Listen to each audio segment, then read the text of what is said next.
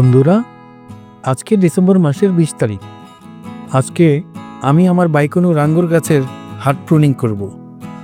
আঙ্গুর গাছের ভালো ফলনের জন্য প্রুনিং একটি গুরুত্বপূর্ণ অংশ। আঙ্গুর গাছের হার্ড প্রুনিং করার 15 দিন আগে আঙ্গুর গাছে অবশ্যই খাবার দিতে হবে।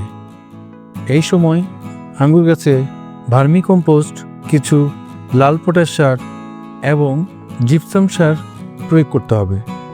এই যে দেখতে পাচ্ছ, আমি আমার আঙ্গুর গাছকে হার্ড প্রুনিং করে একেবারে ছোট করে ফেলেছি।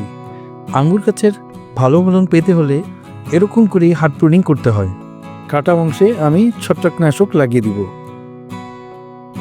প্রুনিংয়ের পূর্বে আঙ্গুর গাছে ভালোভাবে পানি দিয়ে মাটিকে ভিজিয়ে দিতে হবে। আমার এই ভিডিওটি ভালো লাগলে আমার ইউটিউব চ্যানেলটিকে সাবস্ক্রাইব করে দিন, আমার সাথেই থাকুন। আর অবশ্যই বেল আইকনে ক্লিক করে রাখুন, তাহলে নতুন কোনো ভিডিও আসলে অবশ্যই আপনাদের কাছে পৌঁছে যাবে। ধন্যবাদ।